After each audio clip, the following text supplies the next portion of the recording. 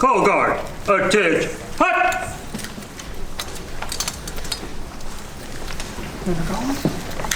General Washington, here to inspect the coast. Commander, the troops are here to inspect.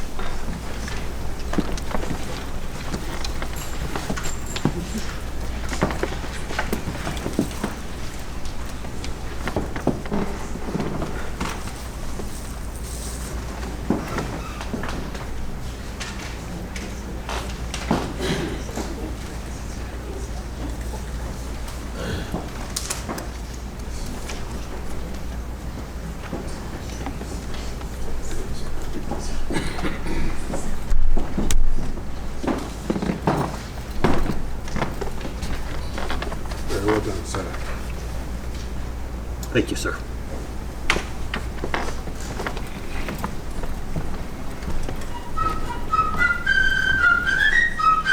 Call guard, right, base.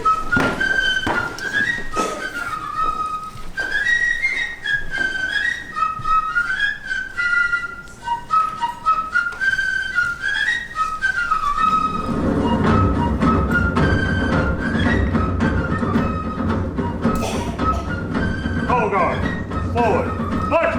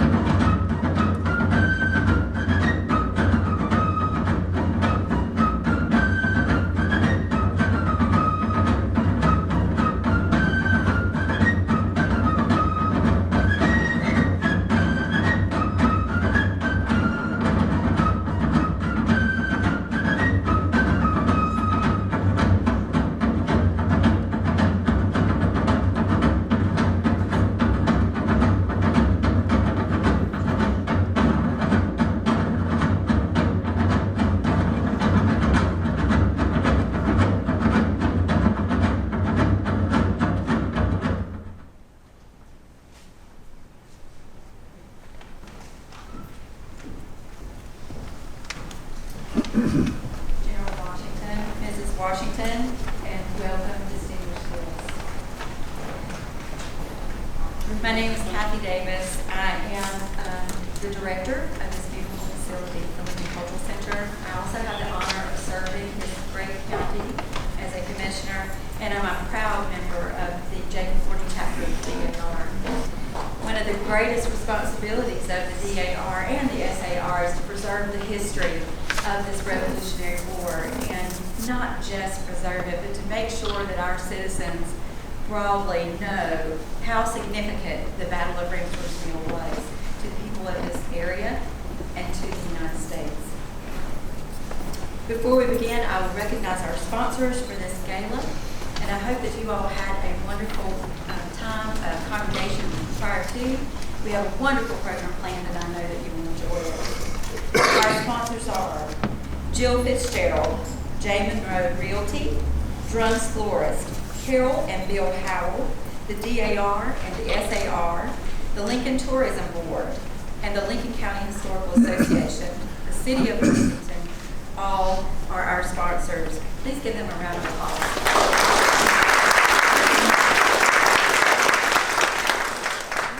Tonight, our mistress of ceremony is the lovely Miss Morgan Wise. Morgan has been on this stage since she was 5 years old in various roles and plays, but most recently she was Audrey in Little Shop of Horrors. Morgan works for Ally Bank in Charlotte, loves dance, theater, family, and her little Yorkie castle. Please welcome Morgan Wise.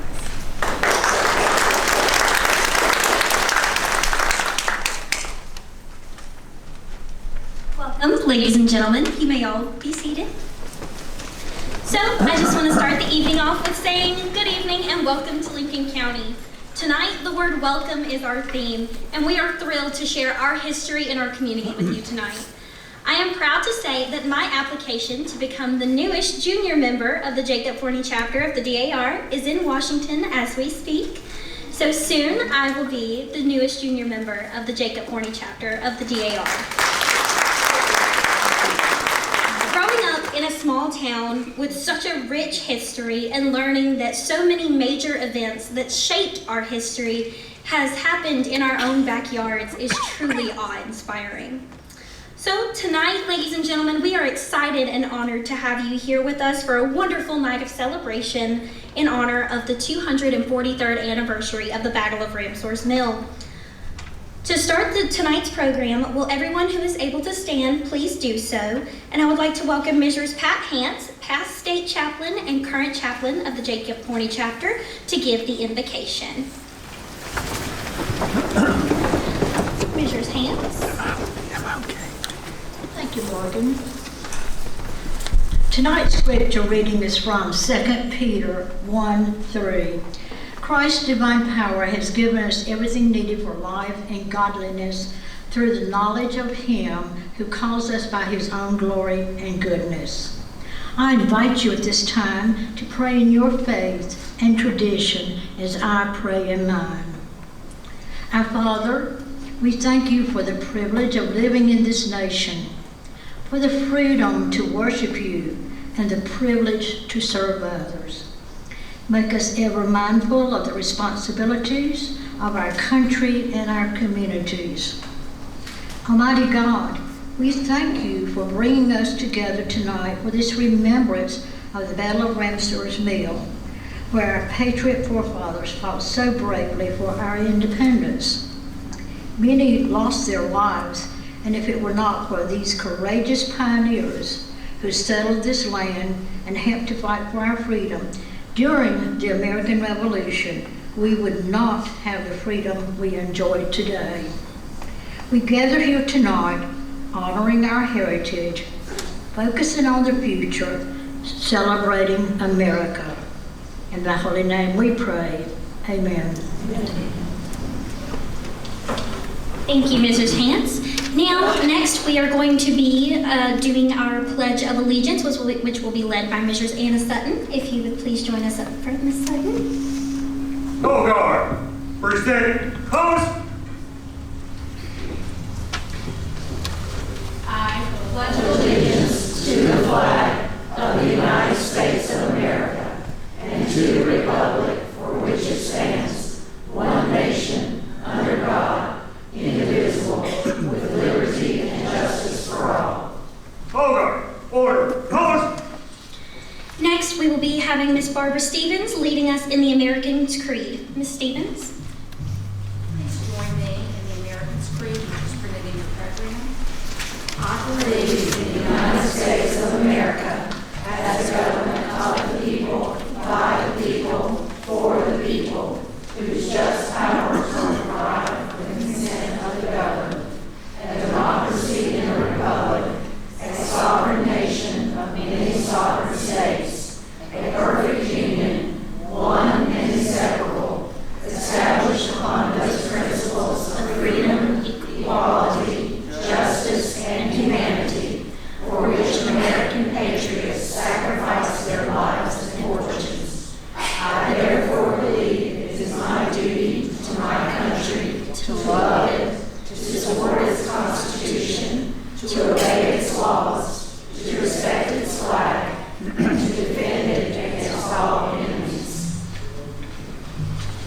Thank you, Mrs. Stevens.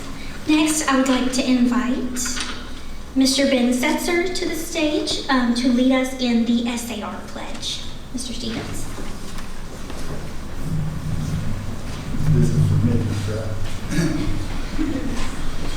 Good afternoon. Let us do the SAR pledge. We, the descendants of the heroes of the American Revolution, who by their sacrifices established the United States of America, reaffirm our faith in the principles of liberty and our constitutional republic, and solemnly pledge ourselves to defend them against every foe. Thank you.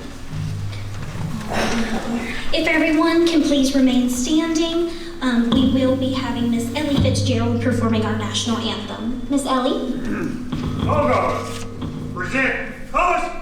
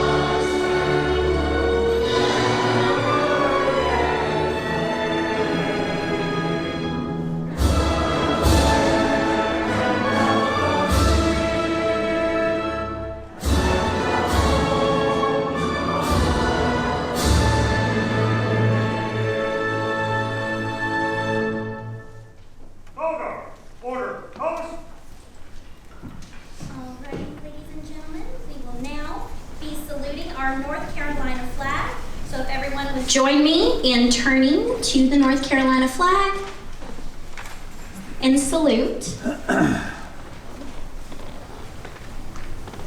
I salute the flag of North Carolina and pledge to Old North State love, loyalty, and faith. Hold guard. Carry. Colors. Double. Right. About. Face. Prepare to post. Post. Colors.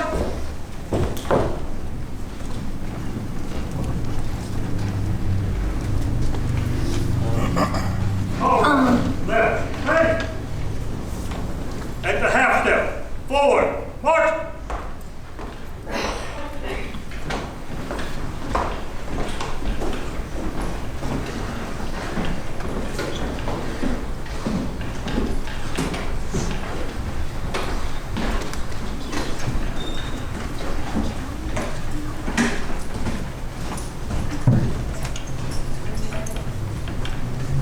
All right, in just a moment, we will be showing a video to you that has been made by someone in our local community, just showing you all of the wonderful things that our community has to offer. So give us just a moment while we bring our screen down, and we will be showing you a video that we like to call Welcome to Lincoln County.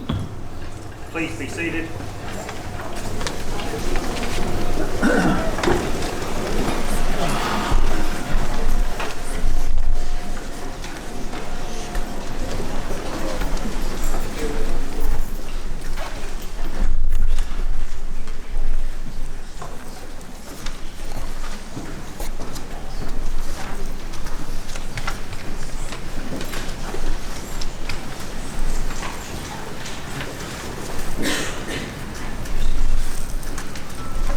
Lincoln County, North Carolina.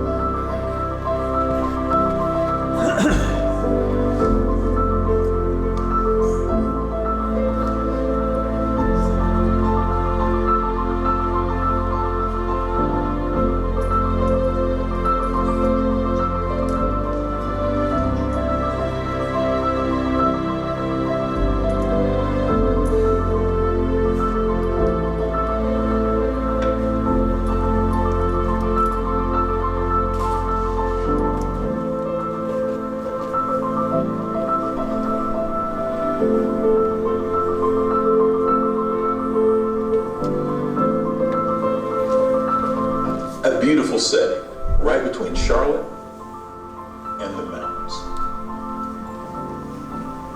Starting at Lake Norman, heading west, there is so much to see and experience, and so many surprises hidden along the way to enjoy.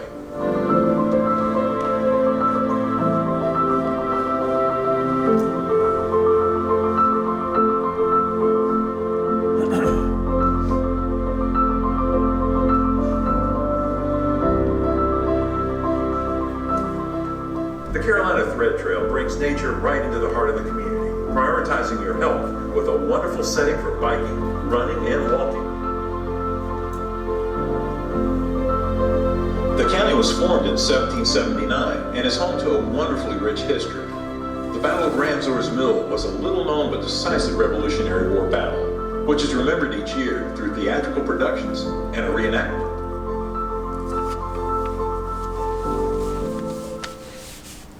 Energy has a really proud history of being involved in our communities. Our employees live in those communities. We really cherish the opportunity to be good neighbors to all those folks around us. We do support a lot of other philanthropic organizations, but we certainly cherish that long-standing history of our relationship with the United Way and all those organizations under that umbrella. The Timken Company, a global industrial leader, is the largest philanthropic giver in Lincoln County, supporting local culture, education, and community outreach needs. I am Joanna Underwood, and welcome to the Lincoln Cultural Center, a place where history is appreciated, talent is cultivated, and art, both visual and performing, are enjoyed. And we believe it's a very vibrant building and place to belong. My name is Sherry Reinhardt, and I'm the Executive Director of the Lincoln County Coalition Against Child Abuse and Child Advocacy Center. It's one of Lincoln County's favorite events. In excess of about 500 to 600 people come every year, and we raise money to fight child abuse in Lincoln County. We have our soup kitchen. It's open every day. It's from 11:30 to 12:30, and people can come and eat as much as they want without any questions. Atrium Health Lincoln is a state-of-the-art hospital located in the heart of Lincolnton, North Carolina. We partner closely with United Way, Lincoln County Schools, Christian ministries, and other local agencies to help identify needs and direct resources for our county. Visit atriumhealth.org/Lincoln. Lincolnton, Lincoln County Regional Airport. Both the city and the county contribute to the operations of the airport. This is a public airport. It's fully available to any airplane. This runway's open 24 hours a day, 7 days a week. We're only 19 miles from Charlotte Airport as a crow flies. That's the 6th busiest airport in America now. I'm Jerry White. I'm a farmer in Lincoln County, and we farm 1,600 acres of land. Currently, Lincoln is a hub of agricultural production, from fruit and vegetables to wheat, corn, and soybeans. I'm Larry Cagle, and I'm the owner and winemaker and farmer here at Woodville Winery. We do a lot of agritourism, about 40 to 50 weddings a year, and 5 major events. We've bought 55 more acres. We're investing in Lincoln County. It's a great place to be farming-wise on the west end, and even on the east end there's a lot of agriculture, and agritourism is a business that's just starting to be tapped. I'm Stacy Pokemon Smith. I'm the owner and resident artist at Gallery 27. We're a visual art gallery, gift shop, and we also have an area for classes for the youth, adults, and homeschool. What's it like to have a small business downtown? What are the people like? Everybody is generally kind. They're welcoming. They reach out to you to help you out. The camaraderie between the merchants and all downtown has changed over the last couple of years. And you really have a tight bond with everybody who's downtown. The city was very encouraging and welcoming. They really wanted this type of business, and the introduction of nightlife activity in Lincolnton.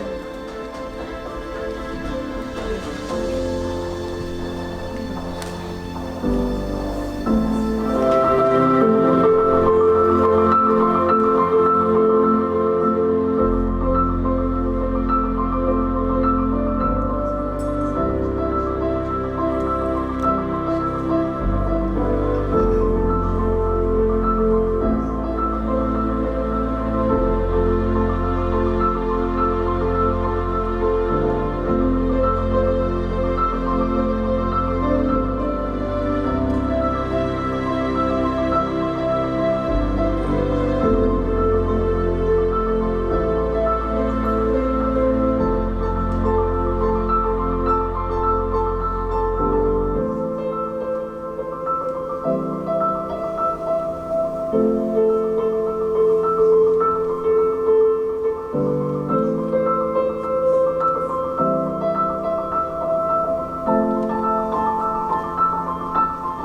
to Lincoln County.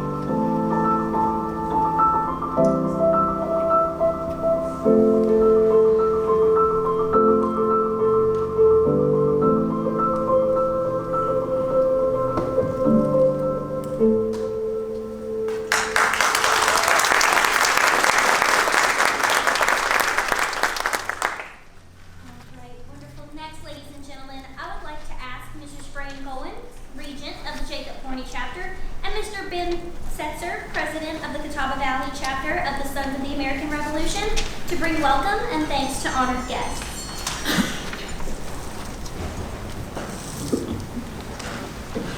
Good evening. Thank you for joining us tonight for this historical event, and would not be possible without our generous supporters. The Jacob Forney chapter was organized on September the 24th, 1928. All of the organizing members were direct descendants of Jacob Forney. We will celebrate our 95th anniversary this September, so guess what? We're going to have another party in September. DAR made available to all chapters a grant to promote events leading up to the 250th anniversary of our great nation, which I applied for and received to aid us with the cost of this program. And along with a group, we put together a complete weekend of history. I was asked recently, how do we get people interested? And my response was this: we do things like this. We do events. We stay involved in our communities to ensure that we continue to share our history. I would like to quote Ronald Reagan: "Freedom is never more than one generation away from extinction." We didn't pass it to our children in the bloodstream. It must be fought for, protected, and handed on for them to do the same. DAR is a women's service organization dedicated to promoting historic preservation, education, patriotism, and honoring patriots of the Revolutionary War. Any woman 18 years or older who can prove lineal bloodline descent from an ancestor who aided in achieving American independence is eligible to join the DAR. I would like to introduce the members of the North Carolina State Executive Board and DAR and National State Chairman with us tonight. Anna Baird Choi, North Carolina State Regent. Mrs. Choi, her husband, and 2 children live in Raleigh, where they practice law. Mrs. Choi leads a group of 7,700 DAR members in the state of North Carolina and manages to attend as many events and programs as possible. Unfortunately, she could not be with us tonight due to the loss of her mother-in-law. Our thoughts and prayers are with she and her family during this sorrowful time. Members of the North Carolina Executive Board in attendance are, and if you would please stand as I call your name, Mrs. Cricket Krigler, State Vice Regent, Flat Rock, North Carolina. Mrs. Jane Hogan, State Chaplain, Chapel Hill, North Carolina. Mrs. Renee Bost, Recording Secretary, Kings Mountain, North Carolina. Mrs. Adrian Chaffee, State Corresponding Secretary, Marion, North Carolina. Mrs. Donna Honeycutt, State Historian, Monroe, North Carolina. Mrs. Mary Akers, State Librarian, Smithfield, North Carolina. Also with us tonight, Mrs. Janet Westbrook, National Chairman for American History, Stanfield, North Carolina, and Mrs. Susan Walkirk, State Chair, DAR Leadership Training out of Charlotte. Please note that the DAR is represented from the mountains to the sea. Will the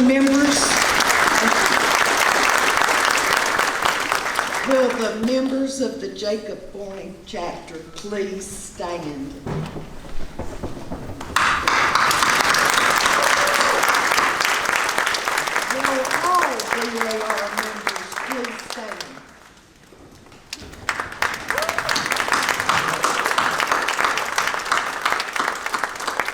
Thank you for being with us tonight. Mr. Setzer. Thank you, Fran. I like the way all the microphones here are about knee high.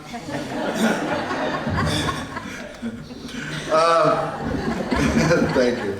My name is Ben Setzer. I'm president of Catawba Valley Chapter of Sons of the American Revolution. We have not been around nearly as long as Jacob Forney has. I think we have been in business now for 26 years, so we're way behind. I would like to thank everyone who came out tonight. We started this about 6 months ago and really didn't know how it was going to work out. It seems to have worked out very well.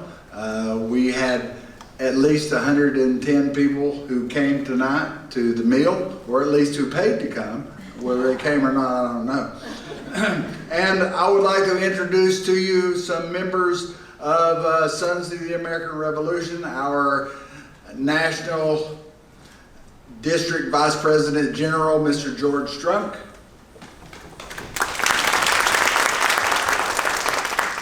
We have our National Color Guard Commander, Mr. Scott Collins, somewhere.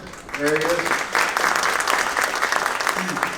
We have our State Treasurer, Mr. Sam Powell, Dr. Sam Powell.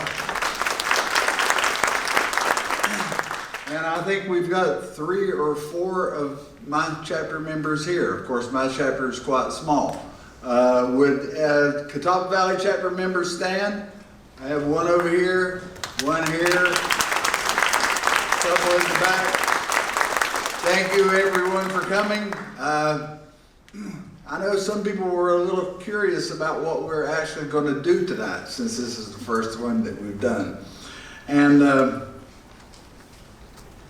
I think everything has turned out well. I know when I took the presidency of this chapter, I was voted in November of 2019, and everything crumbled 2 months later.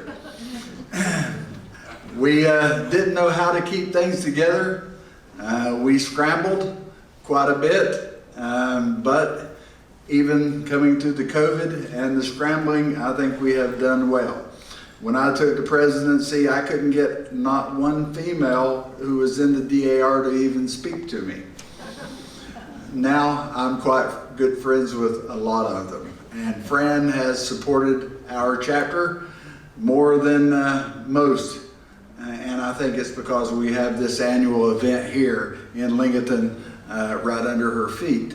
And I would like to thank Fran for all the hard work that she's done. It's been a lot of hard work to get this started.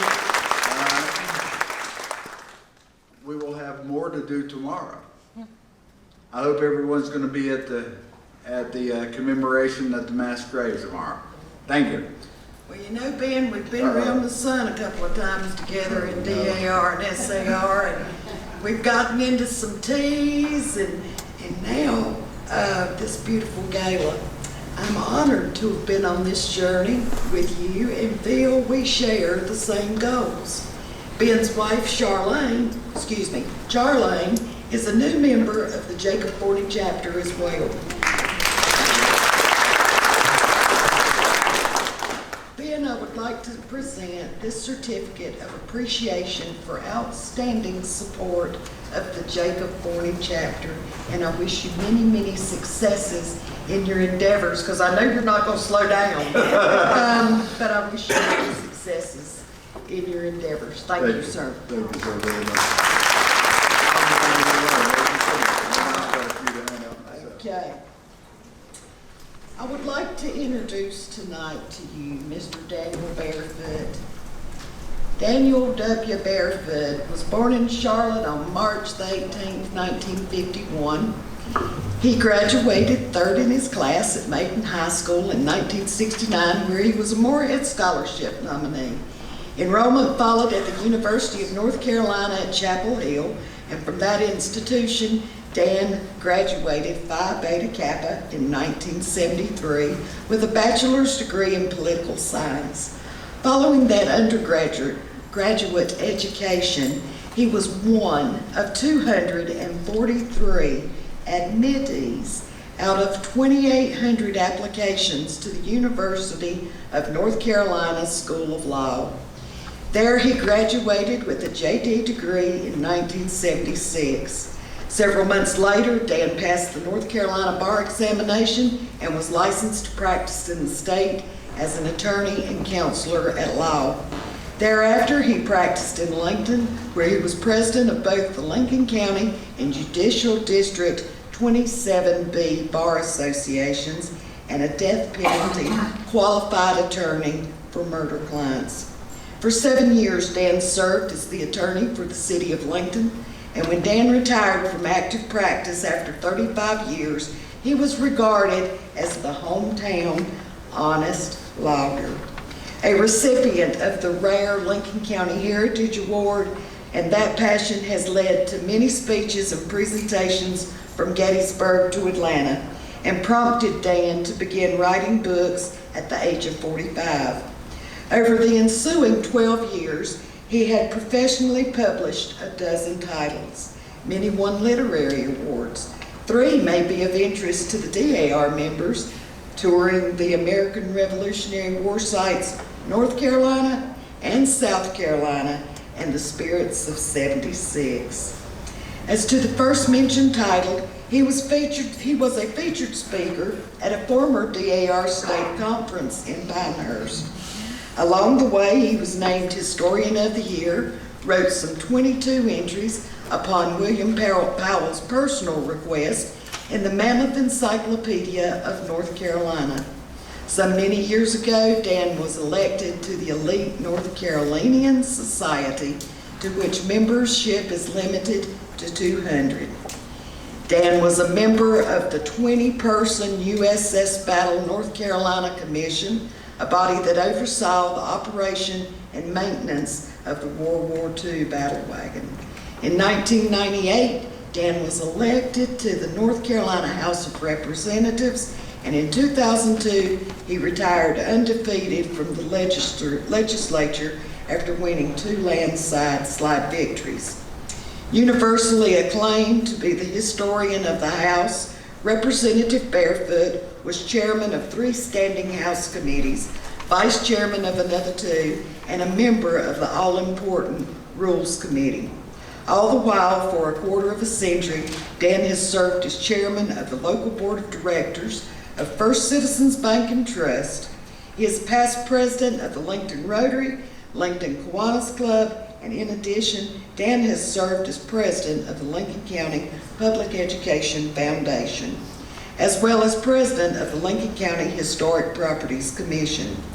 He has served as elder, clerk of the session, and deacon at the First Presbyterian Church in Lincoln. As lay minister, he filled the pulpit in numerous local churches, as well as those as far away as Reedsville and Laurinburg, and the chapel of the North Carolina General Assembly. When the chaplain was absent, Representative Barefoot was asked to offer the invocation at the opening of the session of the General Assembly. Dan has been happily married to Kay, also a Carolina graduate, and guess what? 27-year member of the Jacob Forney chapter. And a career high school French teacher since 1974. They are the proud parents of Christy, a North Carolina teaching fellow who graduated from Carolina. She is now a middle school principal who has given the Barefoots 2 wonderful grandsons, Cameron and Jackson. Please welcome Daniel Barefoot.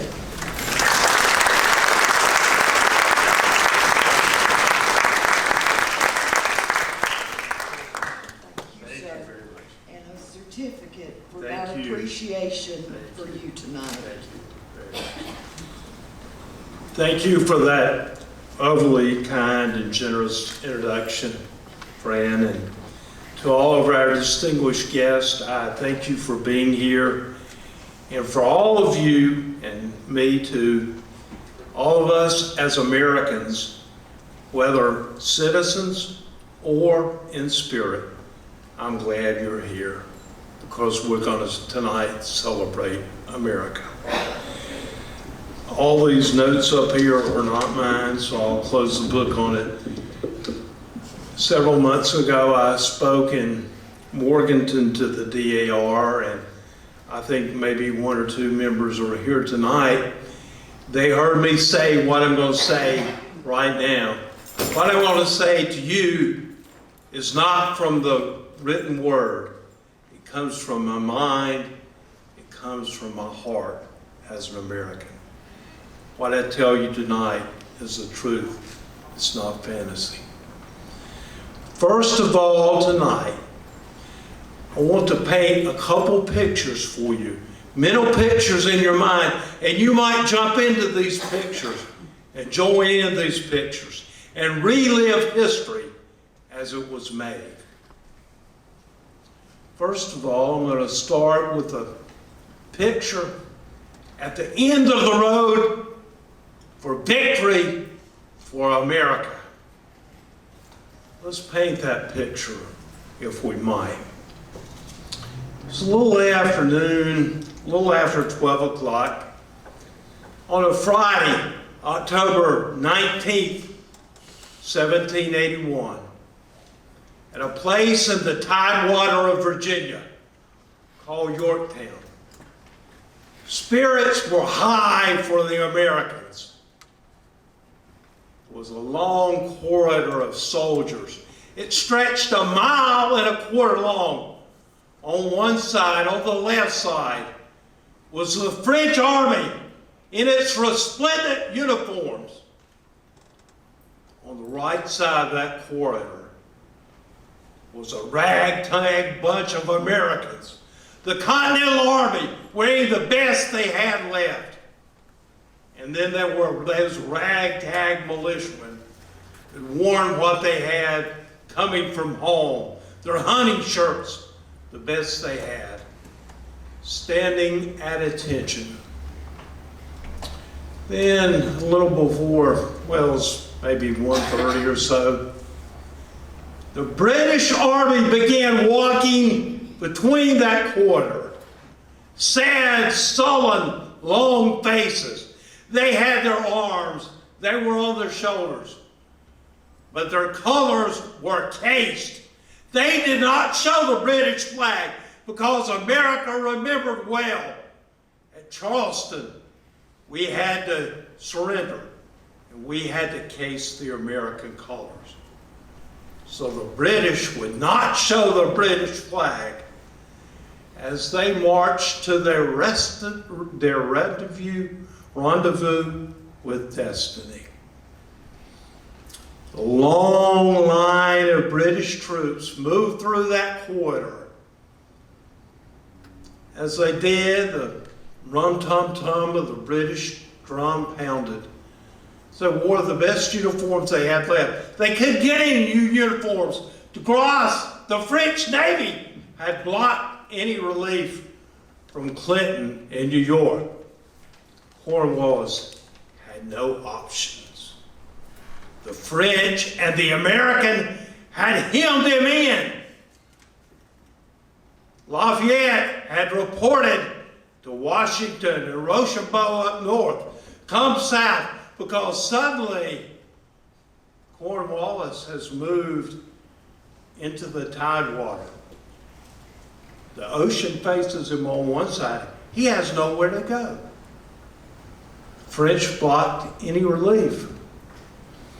So those soldiers moved sadly through the line toward that rendezvous with destiny. As they marched, the Marquis de Lafayette stood with the French on the French side, and he noticed one thing about those British soldiers. Every face was turned toward the left, toward the French. They would not look the Americans in the eyes. So the Marquis de Lafayette, who had fought in America for the Americans, turned to his French band. He did not order a military air. He turned to his French band and said, "Gentlemen, play Yankee Doodle." So the British, if they wouldn't listen, look at the Americans. They heard an American tune. About 2 o'clock, they had passed all the way through the line. At the end of the line, at the end of the British line was the commander of the British, not Cornwallis. He was back at his headquarters, feigning sickness. I'm sure he was sick. But anyway, he sent his second in command, General Charlie O'Hara, an Irish soldier of renown, with the sword of surrender. They came face to face with Count Rochambeau of the French army, the commander.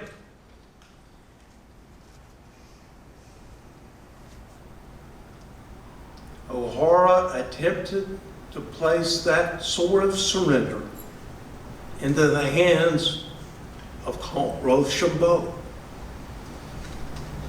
He said, "No, no, monsieur." He pointed to the Americans. George Washington was not there. He heard Cornwallis was not coming. So he presented his second in command. That was none other than General Benjamin Lincoln. He was second in command of the American Army. So General O'Hara presented the sword of surrender at Yorktown for all intents and purposes, ending the American Revolutionary War. The end, the road to victory was right there. It ended with the Lincoln. Now, I want to paint another picture for you. If you have the end of the road to victory, you have to have the start of the road to victory. Let me paint that picture to you, and maybe you want to join in that picture. Let's talk about the eve of the beginning of the road to victory. It's about 11:30 on June 19th, about this time of year, 1780. June 19th, 1780. It was a rainy Monday night, about 11:30. Campfires were blazing up at Little Mountain, or Mount Anderson. Anyway, anybody from around here knows where Mount Anderson is. It's in Catawba County. Then it was in ever-expansive Lincoln County. Colonel Francis Locke, the commander of a ragtag bunch of militiamen, about 600 or so, knew of the Tory encampment, a large Tory encampment, at a place called Lincoln, some 20 miles distance. He had been waiting, anticipating word from General Griffith Rutherford, who had a large number of Americans camped down near Stanley, now in Gaston County. Then it was Lincoln County also. That messenger never came, somehow got lost. Rutherford wanted to meet somewhere in eastern Lincoln County and proceed together and try to attack at Ramsour's Mill. 11:30 that night, Francis Locke called for a council of war among his commanding officers. There were no Continentals there. They were all militiamen. They had come with their hunting shirts from home. They decided they would take on that large band of Tories by themselves. They were going on a hunt with those hunting shirts. So those patriots marched during that rainy night, June 19th, in the rain, 20 miles to Lincoln. All they could hear in the distance was barking dogs.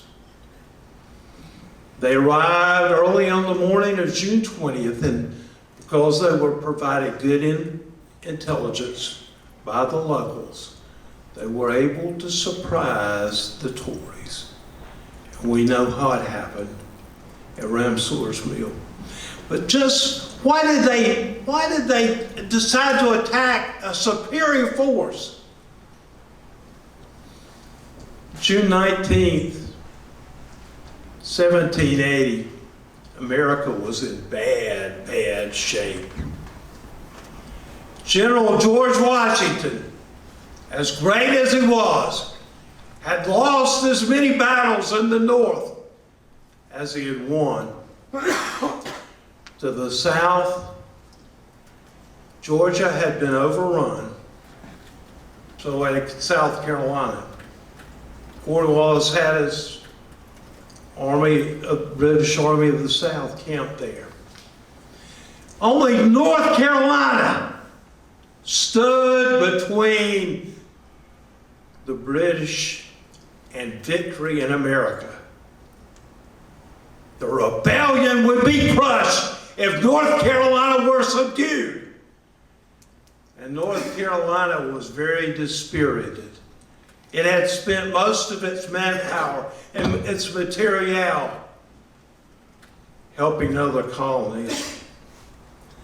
But those patriots knew what they had to do, and they did it on June 20th, 1780.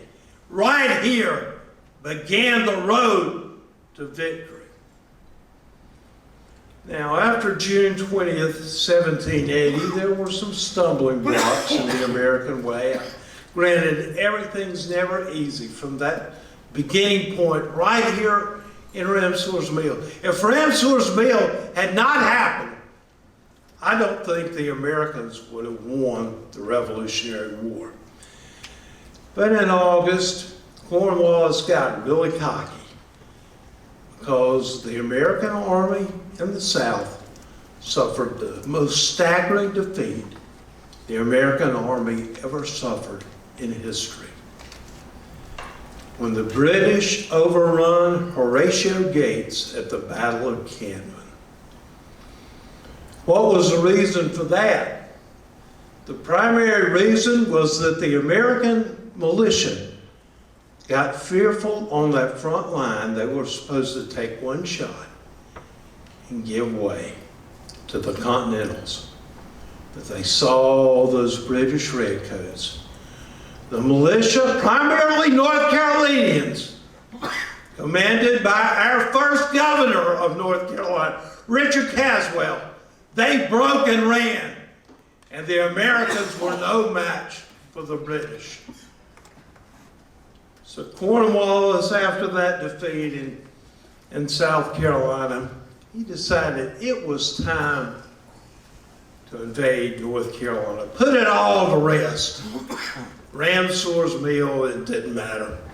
Well, he decided on September 23rd to invade North Carolina as the British crossed the line into North Carolina in Mecklenburg County. He stayed 3 weeks. He suddenly departed Charlotte and went back to South Carolina after 3 weeks, after declaring, "Let's get out of here. This place is a damned hornet's nest." You still see that hornet's nest on a Charlotte Mecklenburg police officer's uniform. It took Cornwallis 1 full week in Charlotte to receive news that the Loyalists had lost at Kings Mountain on October 7th. It took a week for that news to go 30 miles. Let's go to October 7th, 1780, Kings Mountain. I know Thomas Jefferson declared that was the turning point of the war. Ladies and gentlemen, if Ramsour's Mill had not happened here in Lincoln, Kings Mountain, which at the time was in ever-expansive Lincoln County, would not have ever happened. Lincoln County, by the way, extended further south, but subsequently a resurvey of the state line. The story is told, and I learned this in North Carolina history at Chapel Hill. South Carolina folks had better corn squeezies to give to the surveyors in North Carolina. So the South Carolina's line sort of moved up. Kings Mountain, North Carolina, there's somebody from Kings Mountain. Kings Mountain, North Carolina is still North Carolina. I'm sorry they moved the line. But anyway, Kings Mountain would have never happened had it not been for what happened at Ramsour's Mill. The spirit was laid for Kings Mountain. Several things I want to mention about Kings Mountain. The first men to scale that mountain, and by the way, the only British soldier that was there was Colonel Patrick Ferguson, who declared God Almighty couldn't knock him off that mountain.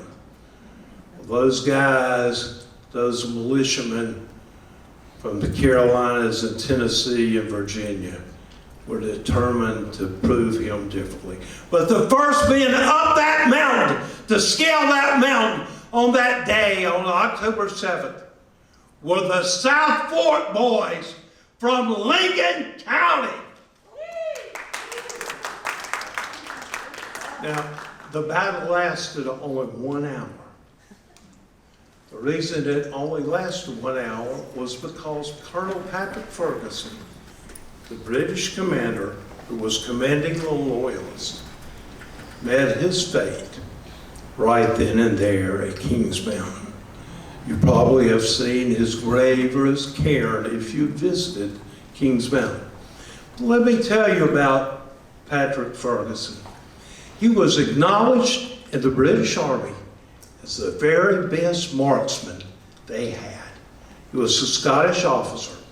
He had early on in the war invented a breech-loading rifle that was deadly accurate. And at the Battle of Brandywine, which the Americans lost, and General George Washington was there, and we lost it badly, and it led to the fall of Philadelphia. Colonel Patrick Ferguson was there. Cornwallis was there. Colonel Patrick Ferguson in that battle had that breech-loading rifle, that deadly accurate rifle, the most accurate marksman of the entire British Army. He had his rifle trained on an American officer,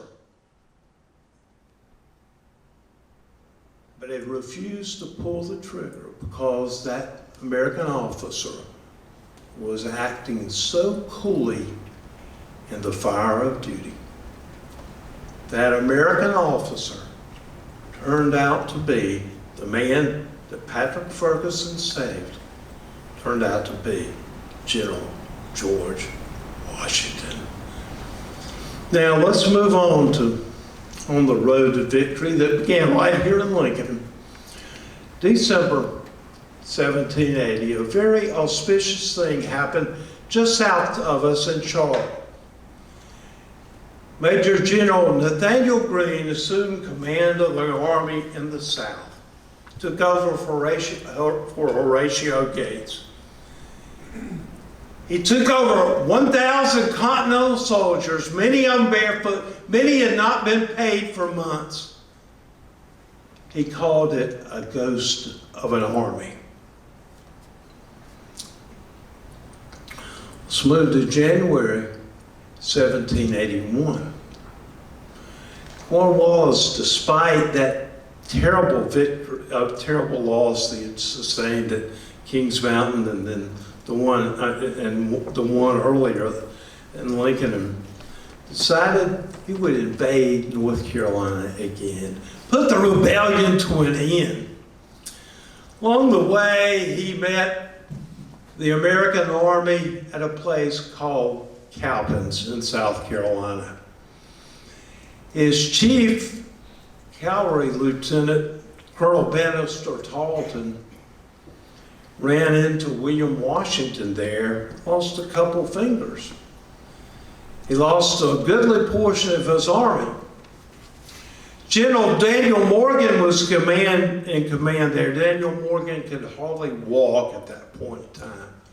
But for one time, on one battlefield, he had all 3 South Carolina partisan generals.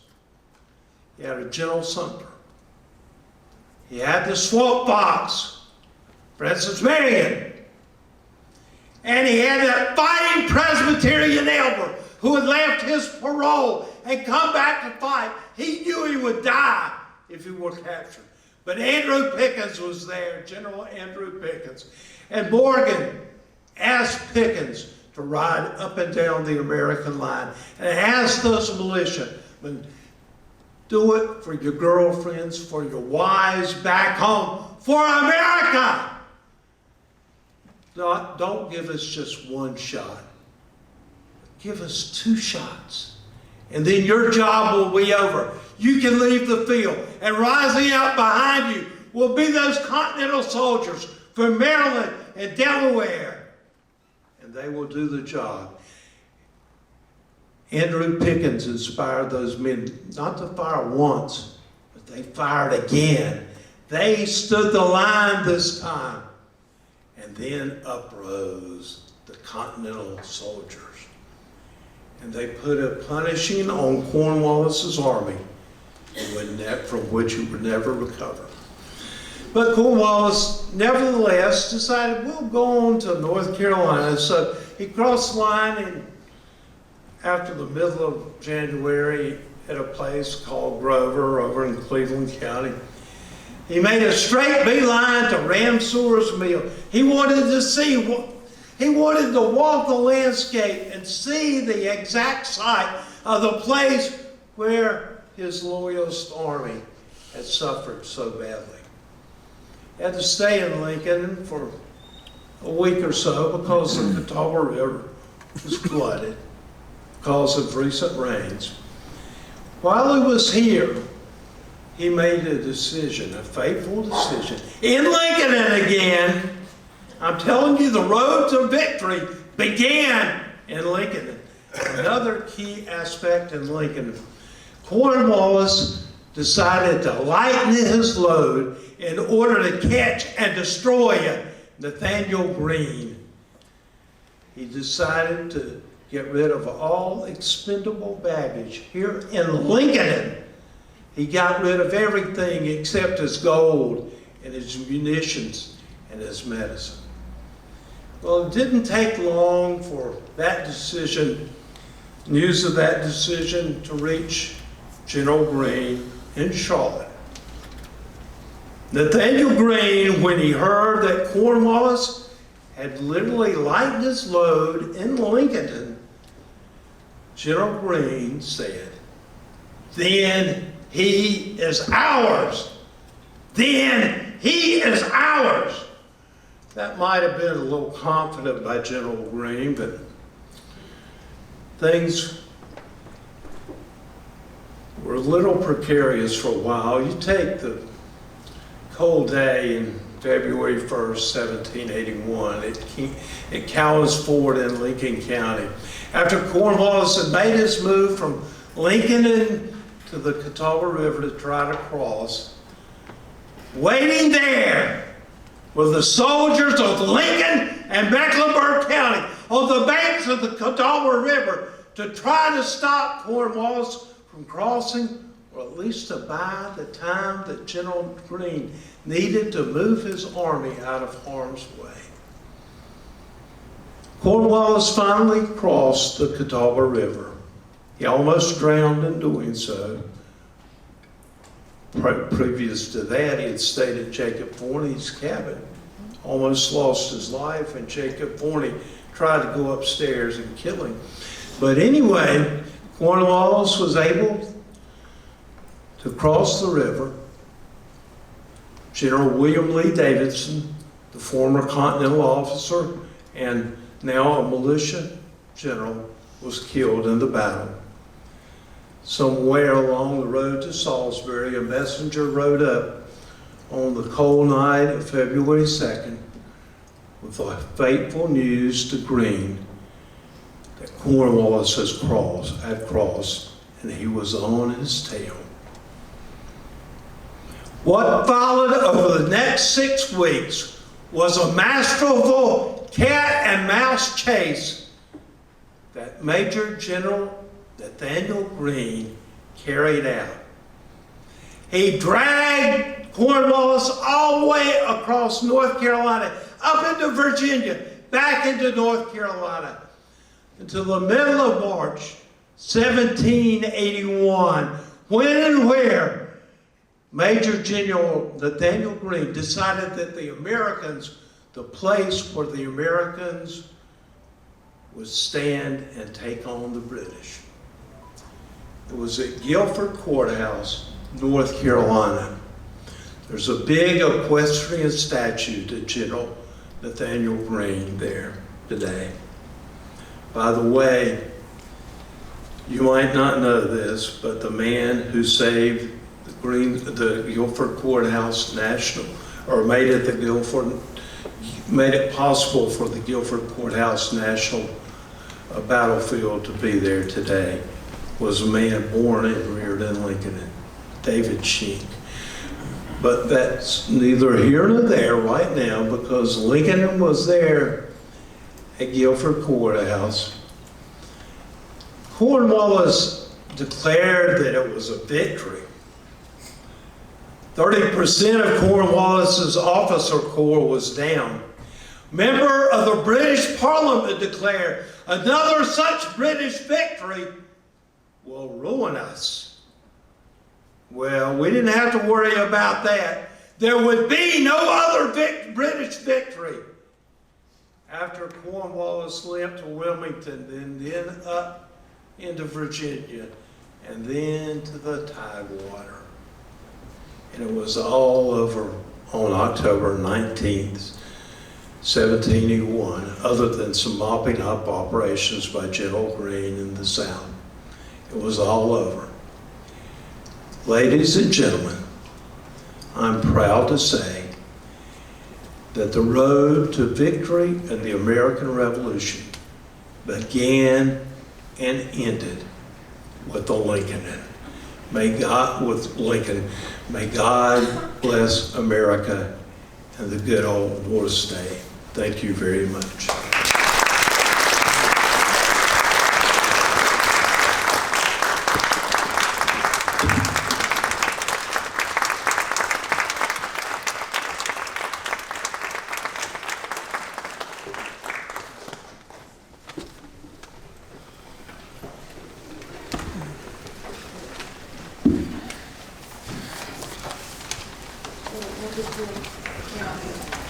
Of all the history that's taken place right here in Lincoln. Tonight I would like to introduce to you my dear friend. He and his husband Ash are business owners here in the downtown area and devote time, money, and so much energy into our community that I could not let tonight go by without you hearing the wonderful voice of Mr. Mike Worth singing tonight for you, the Old North State. So please welcome Mike Worth.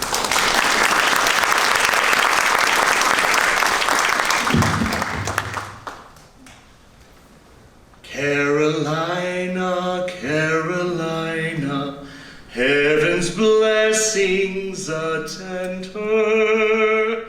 While we live, we will cherish, protect, and defend her. Though the scorners may sneer at and witlings defame her, still our hearts swell with gladness whenever we name her. Hoorah, hoorah, the old North State forever. Hoorah, hoorah, the good old North State. Then let all those who love us love the land that we live in, as happy a region on this side of heaven, where plenty and peace, love and joy smile before us. Raise a loud raise together this heart-thrilling chorus. Hurrah, hurrah, the old North State forever. Hurrah, hurrah, the good old North State. Hurrah, hurrah, the good old North State.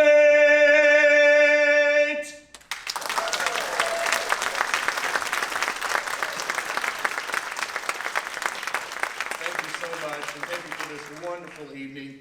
I have the honor to reintroduce my dear friend, Morgan Wise. She is a volunteer. She works in the community. She helps in drama camps in the summer for our young people. She loves broadcasting, she loves singing, she loves music, she loves dance, and I have had the privilege of getting to know her for about the last 6 or 7 years, and it is my privilege and honor to introduce to you Morgan Wise singing Light of a Clear Blue Day.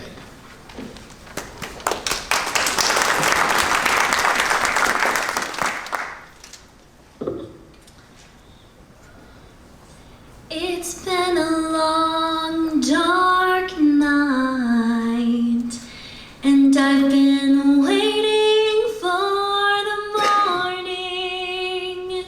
It's been a long, hard fight, but I can see a brand new day dawning.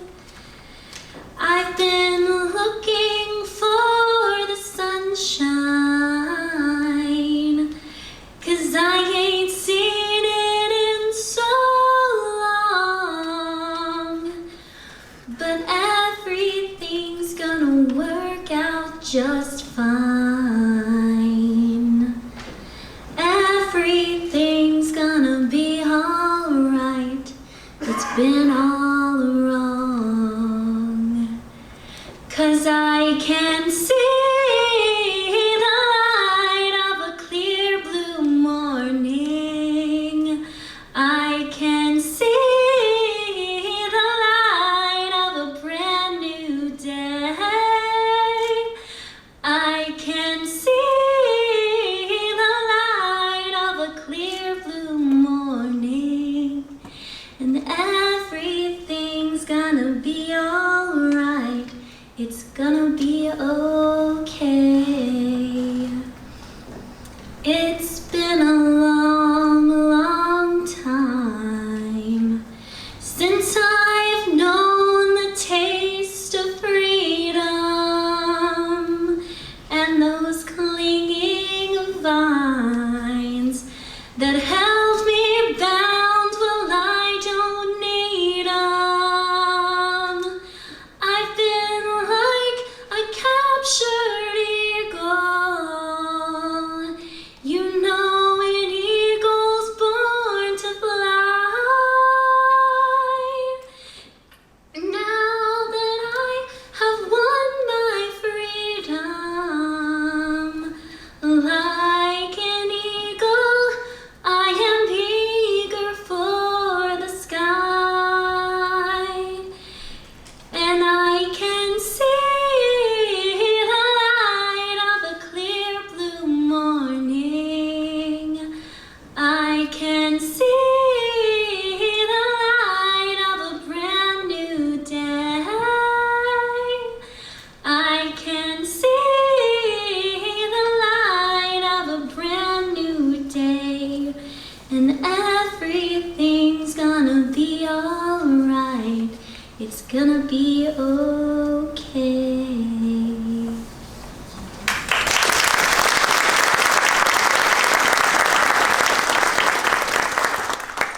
Thank you, everyone. Next, as we play the Armed Force Medley, please stand if you or a loved one has served in one of the branches of the armed services.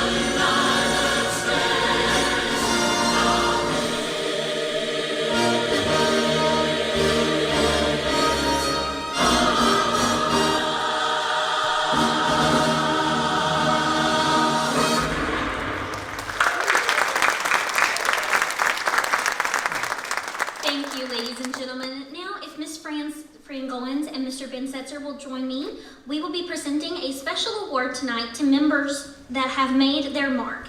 The Jacob Horney chapter would like to recognize this person for her dedication to our chapter, our state, and national societies in our community. Mrs. Goins?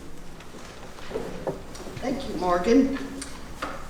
This member is probably not going to like me very much because I hope that this is a total surprise. This member started her professional career with Bell South as an operator and progressed her career to retire as an executive assistant. She was co-president of the Lincoln High School Band Boosters and president of the Lincoln Cultural Center, and helped raise the funds to match the Timken Company grant to have this wonderful venue. She is very active with the Lincoln chapter of the NC Symphony and active with Emmanuel Lutheran Church. She sits on the council, altar guild, and Sunday school. She attends quilting ministry, bereavement committee, along with the president of Welcha, and a member of the Priscilla Book Club. She has served DAR, she has served DAR as the region of Jacob Horney chapter, state insignia chairman for the Calvin administration, national chairman for veterans for the Wright administration, North Carolina state chaplain during the Troxel administration, and state chairman for New Horizons, and currently the chapter of the Jacob Horney chapter.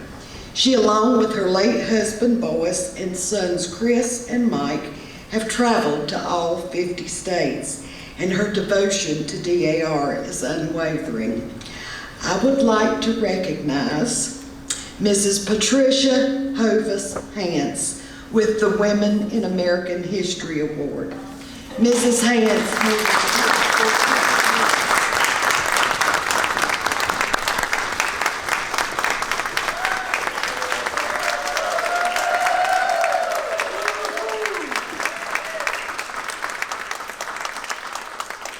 And I might add, I probably left out a whole bunch in her bio that she'll correct me with. She'll tell me what I messed up on. That's more than this is so unexpected. Mrs. Hance, thank you for everything you do for our chapter, our society, and for me. Thank you so much. And if I stick you, I apologize. We are, we're good friends, but I don't want to break blood. Thank you, dear. And then I have your certificate for Women in American History and your badge. So come out here. Come out here? Yes. Come out here.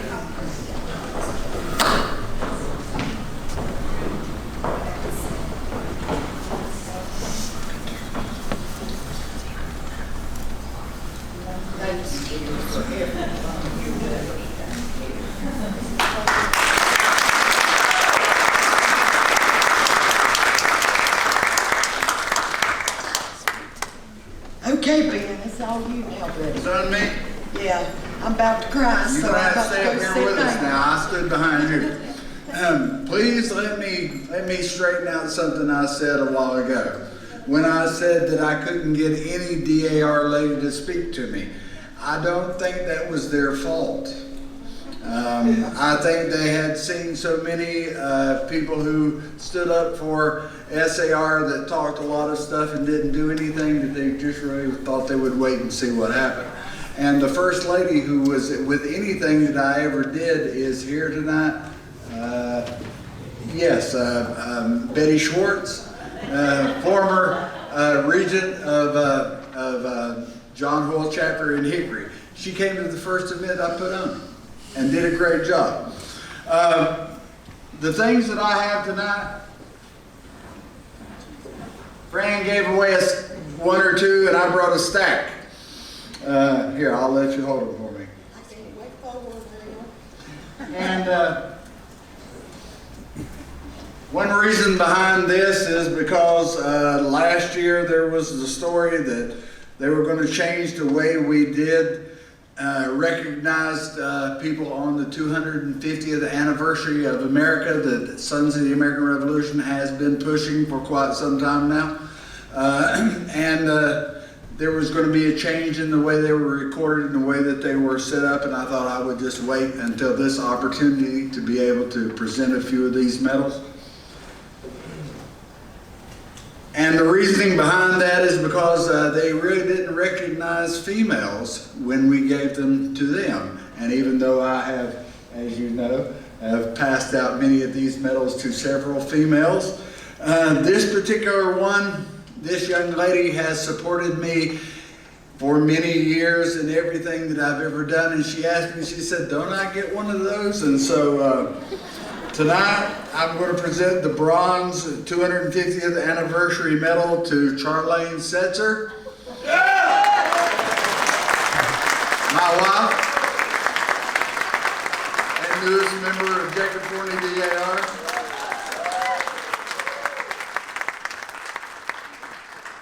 I told you not to go home.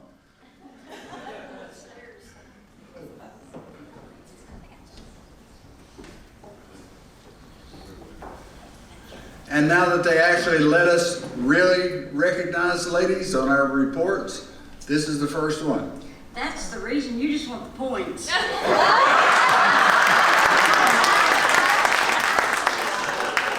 I'll take anything I can get at this point.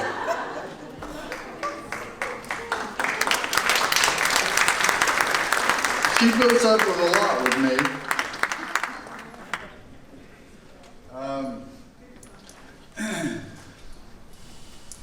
This one is for one of our members, 250th anniversary, the bronze medal, Mr. Dan Beal. He started a little slow, but this year he's been with everything that we've done.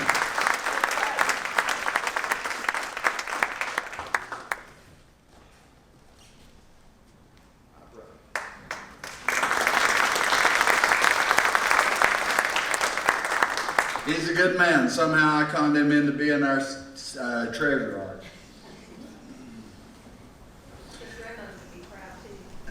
I'm sure she would. He's a good man.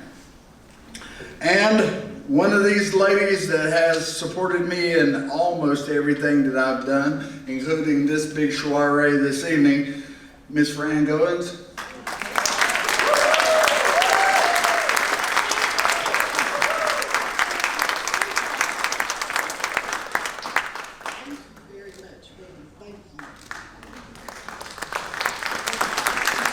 She's good. And before I give this last one here, I'm going to let you hold on to this. Before I give this last one, I would like to give a certificate of appreciation to General George Washington for being with us this evening, and ask him if he would present the gold medal that I have for tonight. Mr. Washington?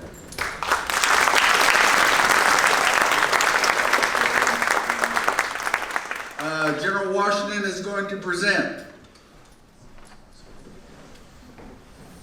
the gold 250th anniversary medal to Roy Lightfoot.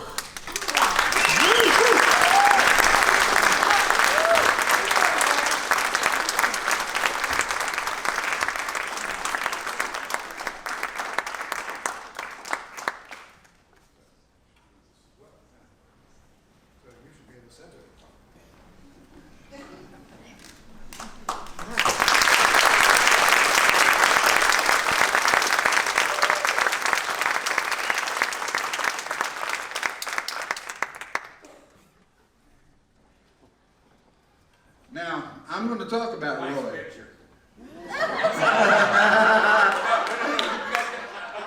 before you say anything, Okay. I'm going to talk about this picture. Okay, go ahead.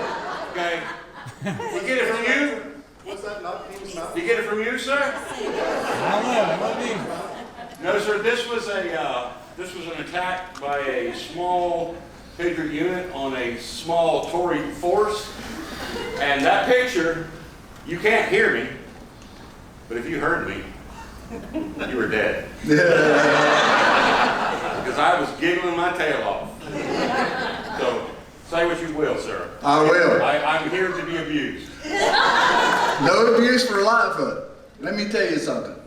If I had 5 more in my chapter like Lightfoot, we'd be the best chapter in the state. The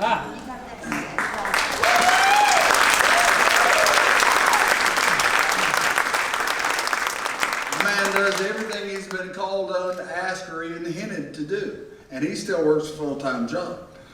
So the man has been busy. Thank you, Brother Roy. And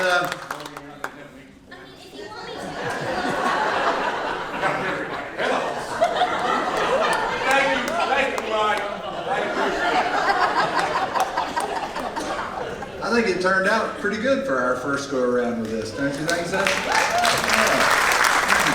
Thank you so very much. Fran had a big script up here for herself, and I kind of slacked. I didn't have a script for me. I thought I'd shoot from the hip. My script is tomorrow. So thank you, Fran. Thank you, Ben. All right, we're going to move this along. I promise it's not going to be much longer, but what you're going to see next is worth the wait. Almost 2 years ago, I met this most impressive young man interested in making films about history, of all things, history.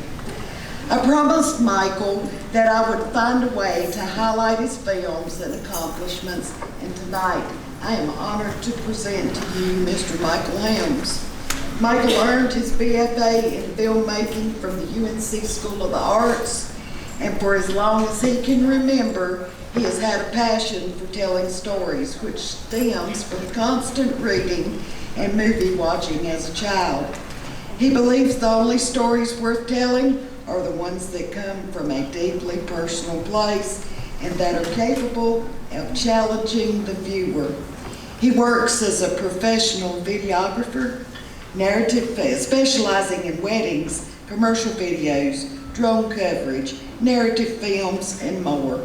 Michael, along with his lovely wife Amy and daughter Libby, live in Lincoln County and have a son Isaac in the U.S. Air Force. You can visit Helms Productions to view this work. Please welcome Mr. Michael Helms.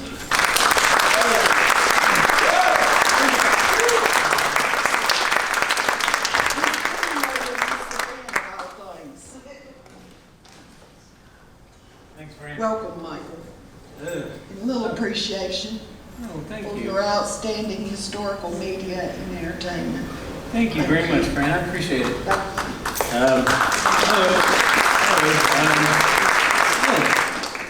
Fran printed out my script here. I think that's right. Is this my new one? Oh, it's not a new one? Okay, so I'll pull it up. Okay. I'll try to make this really quick. Fran, really, thank you so much for doing this whole thing. I think it's pretty darn amazing.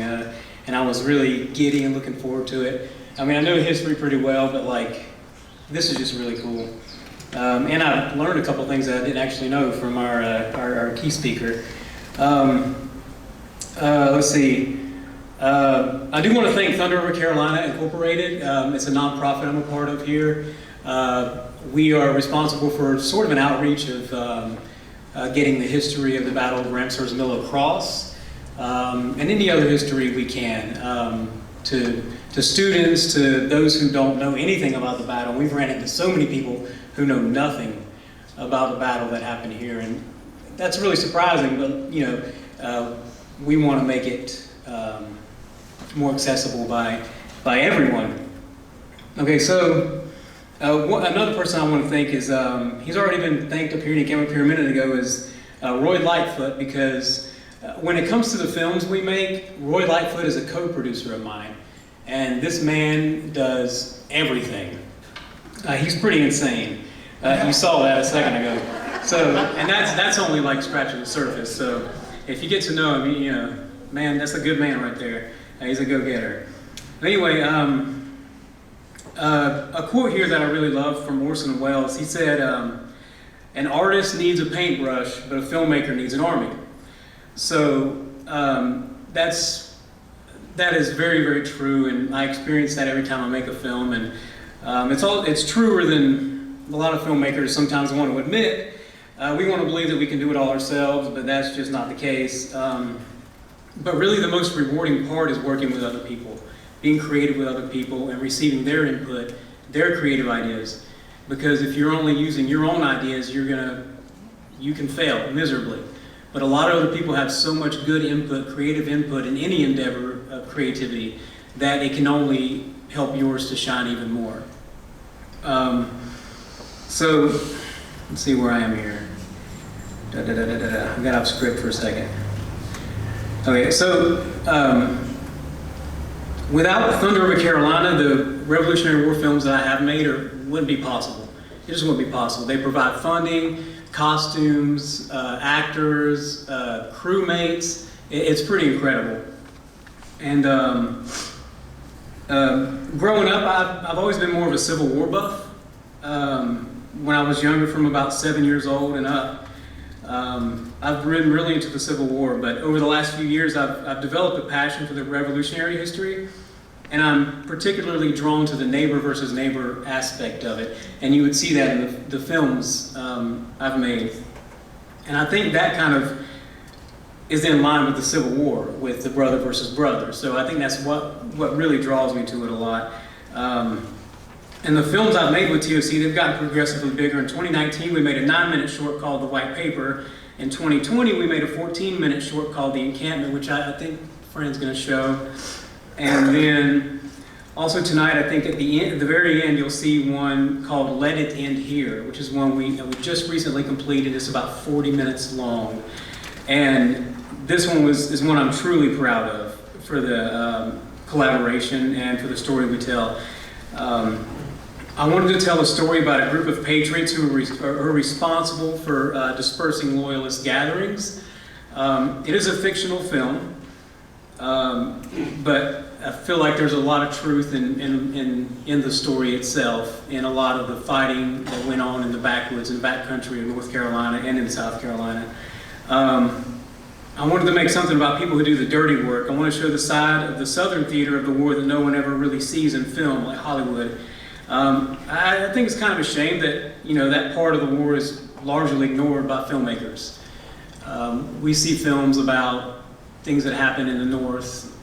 We see the Patriot that, focused a little bit, in the South, but that's bigger. We don't get the small stuff. We don't get the little battles like Ramsour's Mill, or not little to us, but Kettle Creek, Briar Creek, a lot of other places like that we don't ever see. So I wanted to dig into some untapped territory with these films. Anyway, I know there's a lot of people here that I don't know, but I feel honored just to even be up here talking to you. I don't feel like I even deserve a spot up here, but thank you so much for this, and thank you for watching the films if you stick around, and I hope it touches you in some way. And thank you again so much, Fran, for inviting me. It's an honor, really. Huzzah! Huzzah! All right. So I want to thank everyone for joining us this evening. At this time, we'll be taking a brief 15-minute intermission after we have Miss Ellie up here to sing God Bless America for us. And when we come back, we will be having a Q&A session with His Excellency and his lovely wife, Martha.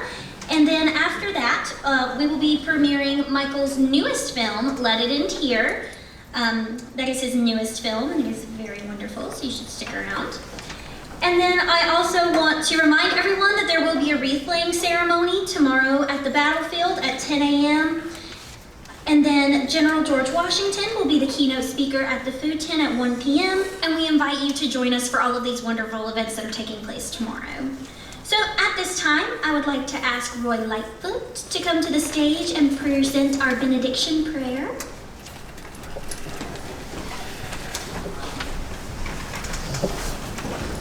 There's a monitor over there. Did you trip? Please bow your heads. Please stand. Pray in the matter of your faith, please. Heavenly Father, thank you for this time together. There's so much I can say to express how grateful I am to everyone and to you, Lord, for everything that you've done for me, for us. Continue me on the proper path and help us to continue to honor our ancestors for future generations. Amen. All right, before we conclude this evening, we do have our silent auction winners. So I'm going to be announcing these, and then if you would just want to meet us down at the table to receive your prizes. So first we have our flag kit that went to a Mr. Stephen Duncan. So congratulations, Stephen. All right, and next is our handmade sign that went to Miss Betty Schwartz. Next, our replica, the Lincoln County Courthouse, went to Mr. Brandon Mosteller. Our wine basket that we had for this evening was rewarded to Miss Marie Michael. The map was awarded to Miss Charlene Setzer. Our patriotic items were awarded to Miss Vanessa Gant. And lastly, our weighted blanket and 1 hour massage from All You Need went to Miss Jill Fitzgerald. It looks like I have another one here. There's one more. And then the barbecue basket went to Renee Bost.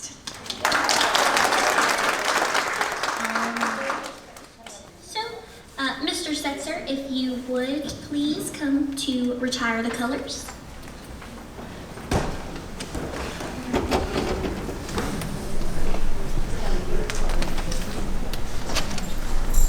Color Guard Commander, retire colors.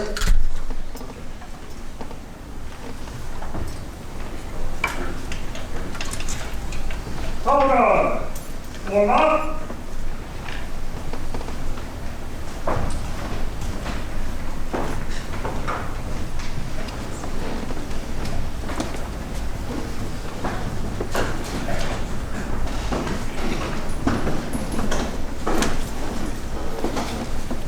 Go guard, attention, hut! At the half step, forward, march!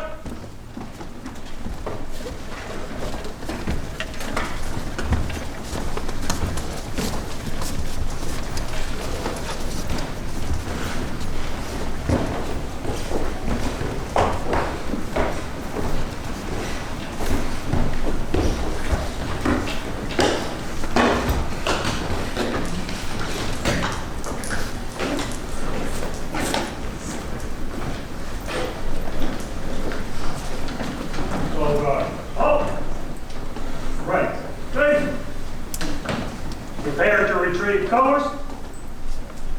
Retrieve colors. Carry colors. Left face. Forward march.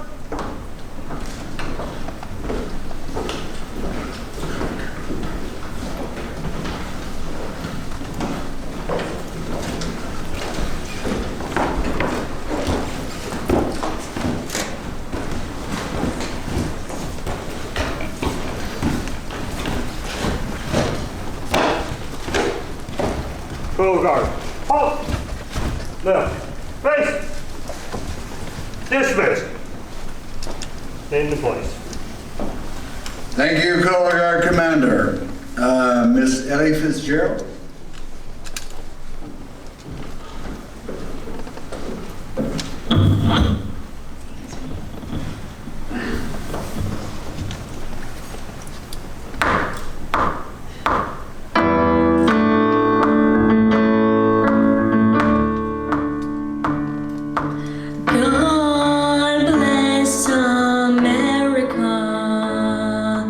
Land that I love.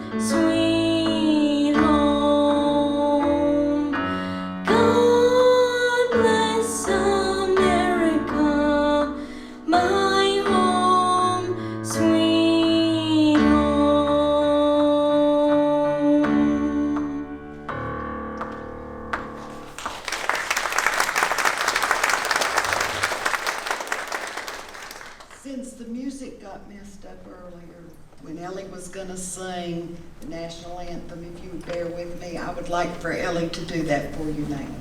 Thank you.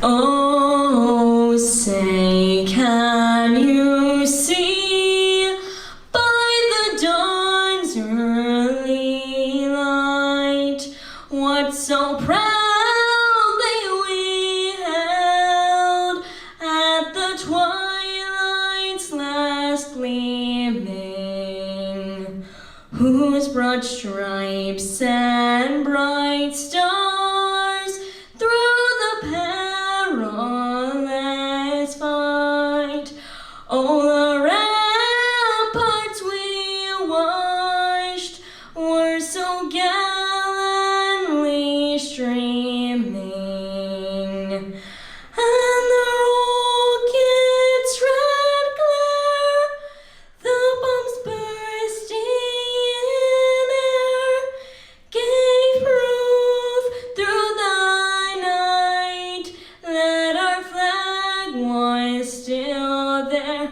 Oh, say does that star-spangled banner yet wave? Oh, the land of the free and the home of the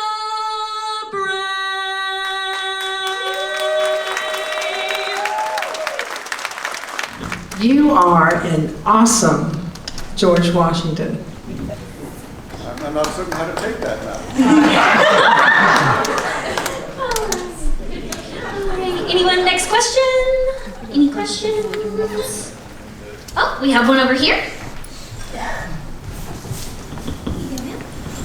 There's an account in a book, Young George Washington, by Douglas Southall Freeman, of how George got his name. Are you familiar with that? About how I got my name? George. Well, I can tell you that my mother had a gentleman who had, when her parents had passed away, this became her overseer, the one who was certainly her ward to take care of her. And she named myself after him. George Eskridge, my grandfather. Your grandfather? Amazing. All right, anyone else? Our next question for George and Martha. Thank you for my name. All right, our next question. Anyone? I can speak loudly, sir, but I'm not familiar with these devices. I will speak louder. All right, our next question. Anyone? Oh, we have a question over here. I have a question for Martha. What was your favorite experience as First Lady? First Lady. First Lady. That is interesting. What do you exactly mean by that, madam? As the president's wife. Oh yes, very well. It's a term we are unfamiliar with. As the president's wife, what was my favorite? That was a difficult time for me. I did as duty demanded, but in the beginning, most especially, I was told not to visit friends, not to have friends over, and to hold only general audiences. We had dinners Thursday night. I had the social on Friday nights that I hosted, and we had dignitaries and others that came. And it felt very lonely, even though I had so many people coming and going. They were not particular friends. It was not to see my friends because they didn't want it to seem as if we were favoring anyone over another from our new position, which no one knew how to maneuver in this new position. Once that restriction was lifted a bit in the second term, it became more bearable, but I think having my grandchildren with me made it much more bearable. Much more bearable. I can tell you what I believe her most favorite days was. The one where we were departing.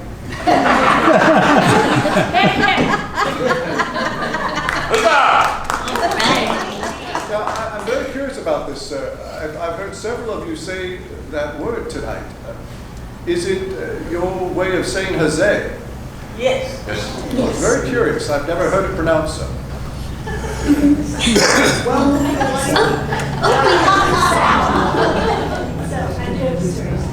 Yes, so we have a serious question. So, what was your initial impression of Lafayette? I imagine you're speaking to me, madam. I am. Well, I was actually talking with someone earlier this evening about my first impressions of the Marquis. You have to understand that the Congress notified me that I had a new general. And this general was 19 years old and French and had never been in battle.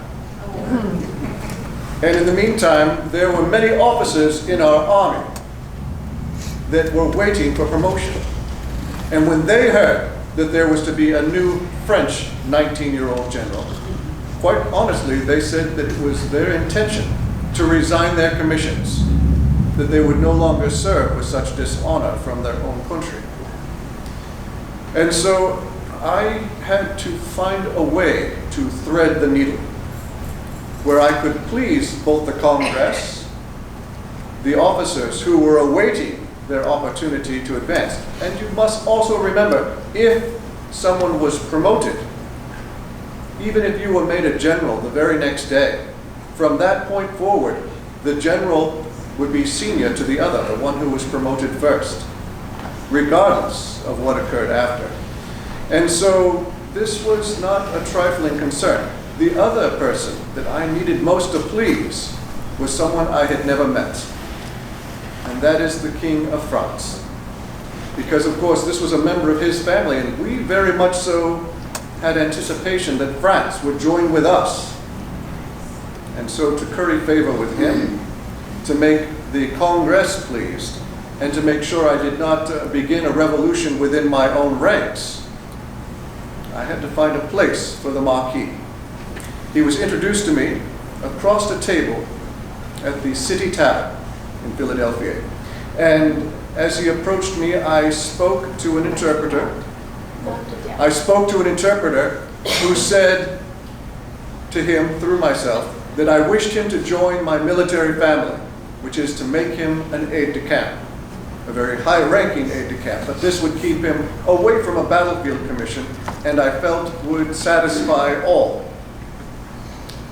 As I requested this, I should have well known, having had poor experiences with those that were translating in the past, during the French and Indian War, for example. I should have known better than to entrust these words to him. The word was the word that the French use for family. I wish to bring him into my family, but it does not mean simply the military family, it means family of the blood. And so he thought I meant I wished to adopt him. And the Marquis, being as kind a gentleman as he is, accepted immediately. And while we have certainly found great humor in that sense that day, I can say that my wife and I have very much so come to think of the Marquis as a son. And we keep his portrait in our house. As a room in our house that is his. And to this day, we await his next visit, always.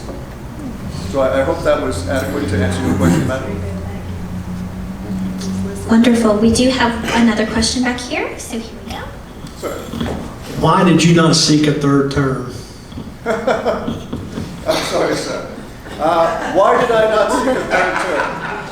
I did not seek a first term, sir. Nor did I seek a second term. In fact, I was told in both instances, if I did not continue on and accepted that the Constitution would fail and that our enemies would triumph over us as we collapsed upon ourselves. So I was very much so persuaded to even stay for a second term.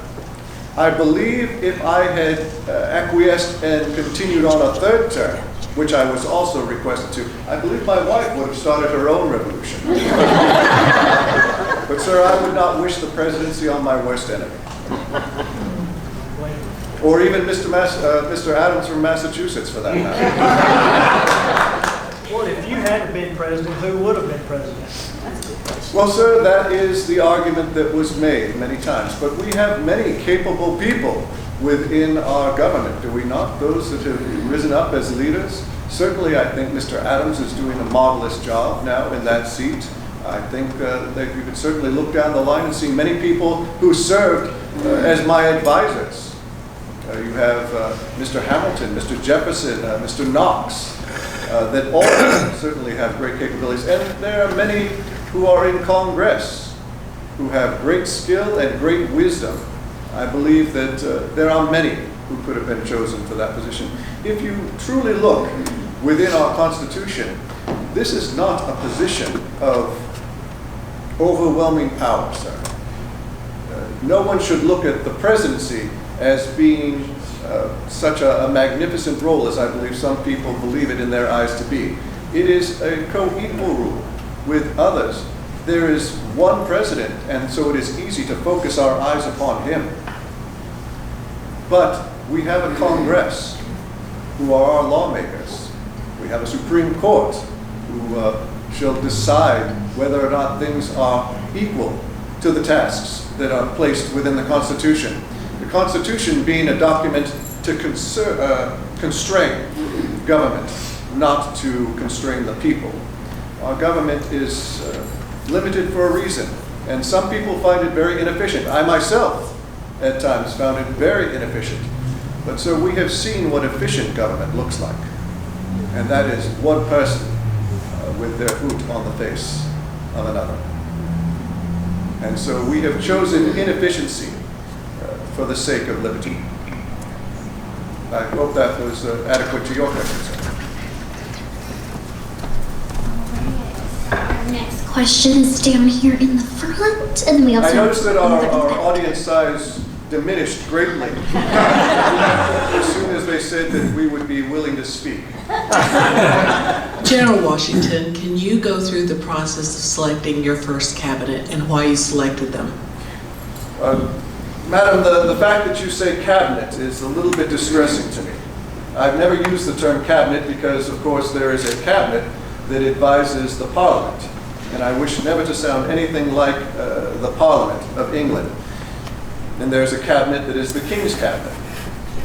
And you may well note that I never use the term cabinet until Mr. Adams became president. That is because I was following the dictates of the Constitution, which said that I would have advisors. And from the advisors, I selected those that I thought were best and most capable. And unfortunately, they did not always continue to serve, and I had to find replacements for those I thought most capable. But certainly, I don't think anyone can doubt the wisdom in foreign affairs of Mr. Jefferson, or Mr. Hamilton with understanding economy, or Mr. Knox, who served throughout the war. And so all the way through my advisors, it was excellent people who could advise me well, that I knew had skills that I myself did not. I am very aware of the deficiencies of my education, but I have always felt that if you surround yourself with those who are wiser and you listen to them and you judge between them, you will have the best of all minds. And so we would come together in dinners, and these dinners, we would have everyone speak their mind on an issue. Whether or not it was something that they were directly connected to, all were allowed to speak and say what they thought was the right course of action. After the dinner was over, I would go to these same advisors and I would ask them to write out their opinions. Because after minds have cooled a bit, it gives you an opportunity to perhaps clarify what you meant to say. Dr. Franklin always referred to it as esprit d'escalier, the spirit of the stairs, that when you are leaving a place, you remember exactly what you meant to say while you were upstairs. And so in that idea, I had them give their written opinions on what they thought were the best courses of action. After which, I would be able to judge between them and see what my opinion was. But also, it gave them an accountability that going forward, I could always return and say, this was your opinion upon this day. Has your opinion changed or not? So I hope that adequately answered your question. All right, and I think we had one more question in the back.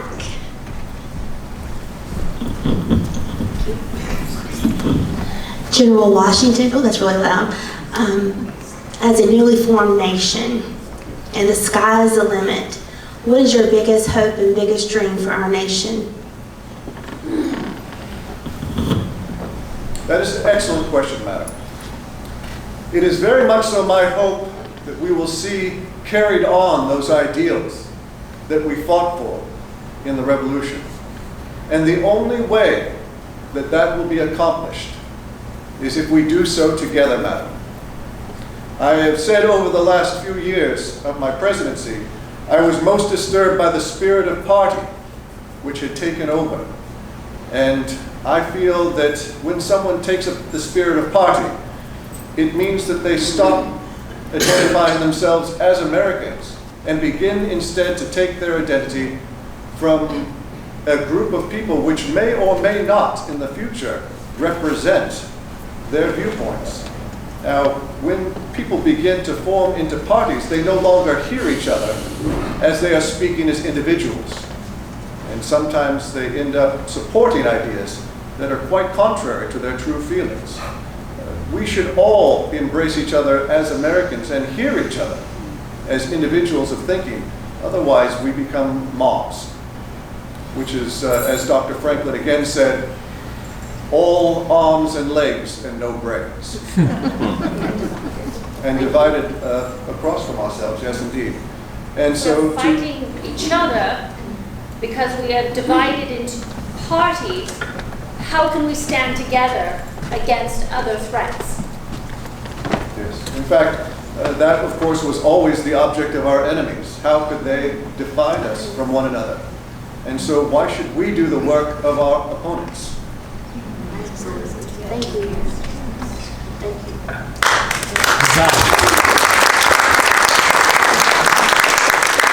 If no one else has any more questions, I would like to say thank you to His Excellency. Do we have one more? There's one more here.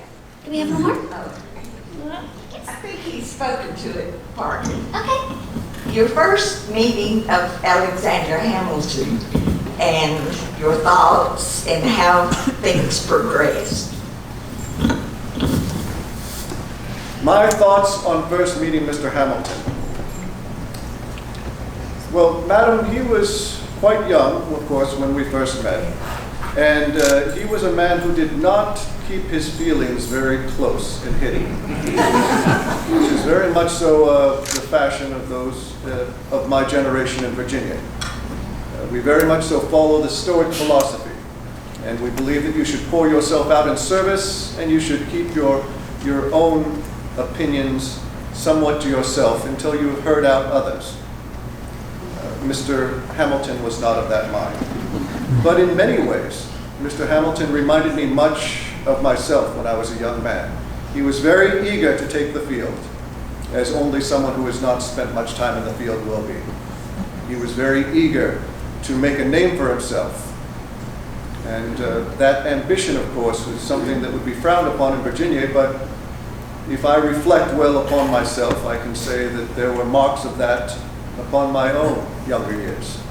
And so I saw, well, every word that I had heard from others was how his mind was so advanced and that he was able to see situations and speak to them in ways that others had not even considered.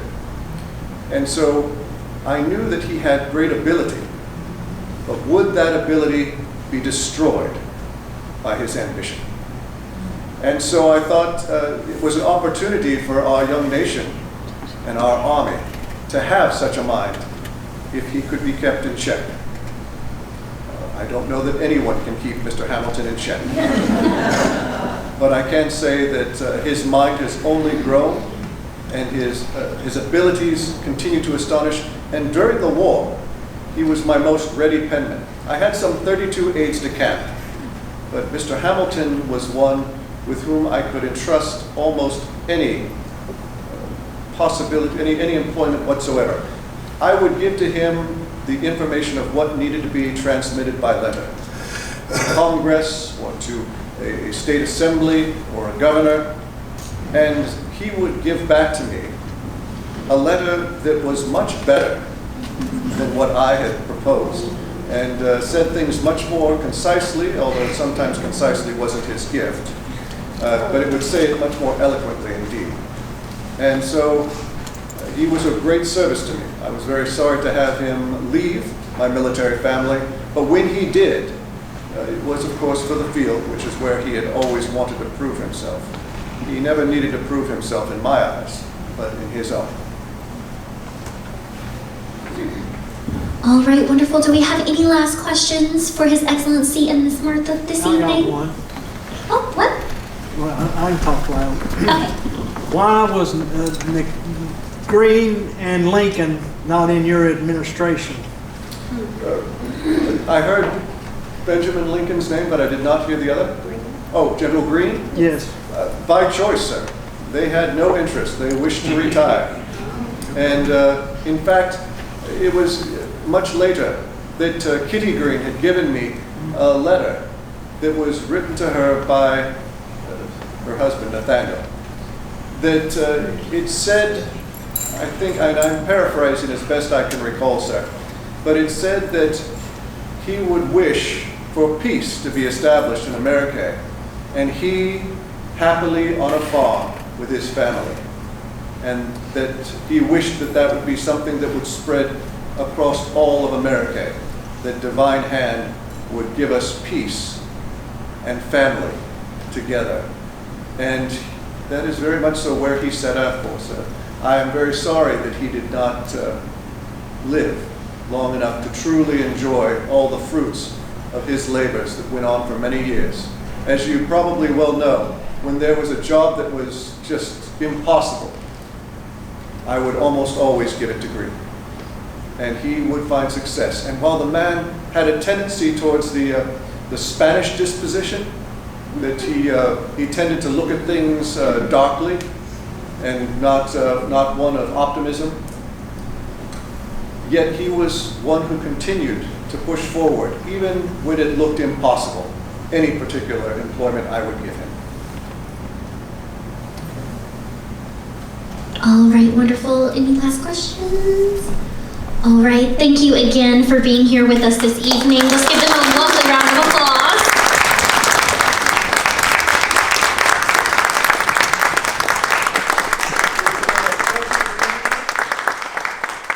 It's been a pleasure for us to be with you tonight, and we hope that you all see safe travels as you continue on home. And please do take that just pride in that title that you have all well earned. That's the title of Americans. Thank you.